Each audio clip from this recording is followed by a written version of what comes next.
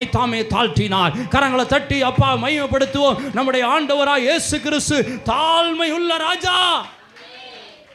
பெருமையுள்ளவனுக்கு ஆண்டை எதிர்த்து நிற்கிறாருங்க, தாழ்மையுள்ளவருக்கு ஆண்டவர் கிருபை அளிக்கிறாருங்க. ஹல்லேலூயா. உங்களை பார்த்து சொல்கிறேன், உங்களுக்கு எவ்வளவு வசதி வரட்டும், எவ்வளவு ஆண்டவர் நல்ல ஒரு உயர்வு கொண்டு வரட்டும், ஒரு நாளும் நமக்குள்ள பெருமை வந்துடவே கூடாது. நல்லா படிக்கலாம், நல்ல டேலண்ட் இருக்கலாம், நல்ல ஞானம் இருக்கலாம், நல்ல பணம் காசு செல்வம் எவ்வளவு உயர் வந்தாலும் சரி, நீங்களா இருங்க. ஹல்லேலூயா. நீங்களா இருங்க. டேய் பெரிய ரதத்தை போட்டுங்க, நான் அப்படித்தான் வருவேன் இல்லை.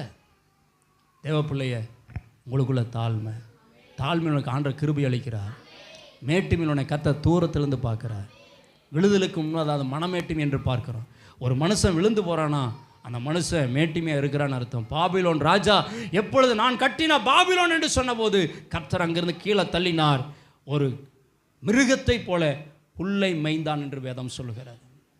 பெருமை நமக்குள்ள ஒரு நாள் வந்துடவே கூடாது. கர்த்தருக்கு தாழ்மைப்படுங்கள், அப்பொழுது கர்த்தர் உங்களை உயர்த்துவார். எத்தனை பேர் ஆமென்னு சொல்கிறீங்க? கணவன் மனைவி ஒரு தாழ்மையாக இருங்க, பெற்றோர் பிள்ளைகள் ஒரு தாழ்மையாக இருங்க, படிக்கிற இடத்துல தாழ்மையாக இருங்க, வேலை செய்கிற இடத்துல தாழ்மையாக இருங்க, பிஸ்னஸில் தாழ்மையாக இருங்க, சொந்த தொழிலில் எவ்வளோ கர்த்தர் உங்களை உயர்த்தினாலும் தாழ்மையாக இருங்க. அதில் கர்த்தர் உங்களை உயர்த்திகிட்டே இருப்பார், உங்களை மேன்மைப்படுத்திகிட்டே இருப்பார். ஹல்லேலூயா. ஒரு நாள் நம்ம பெருமைக்கு இடம் கொடுக்கவே வேண்டாம். ஏன்னா என் ஆண்டவர் தாழ்மையுள்ள ராஜா. எத்தனை பேர் ஆமென்னு சொல்கிறீங்க? ஏன்னா என் வாழ்க்கையை மாற்றக்கூடிய நிறைய அனுபவங்களை எனக்கு ஆண்டவர் கற்றுக் கொடுத்துருக்கிறார். இதை நான் ஃபாலோ பண்ண வேண்டும். எத்தனை பேர் ஆமென்னு சொல்கிறீங்க? 3 சம்பவங்கள் 3 பிரிவுகளாக பிரித்து நாம் தியானித்திருக்கிறோம். அருமையான தேவச்சனமே, எழுந்துட்டு நம்ம பாரத்தோடு கூட நம்ம செவிப்போம். நம்முடைய ஆண்டவராய் இயேசு கிறிஸ்து நீதியுள்ள ராஜா, விடுதலை தருகிற ராஜா, தாழ்மையுள்ள ராஜா. ஆமென். ஹல்லேலூயா. முதலாவது நம்ம பார்த்தோம், முதலாவது நமக்குள்ளே தேவன் நடைபெறக்கூடிய நமக்குள்ளாக கர்த்தர் செய்கிற காரியம் என்னன்னு சொல்லி 3 காரியத்தை பார்த்தோம். முதலாவது அவிழ்க்கப்படுதல், 2வது அழகுபடுத்தப்படுதல், 3வது ஆசீர்வதிக்கப்படுதல்.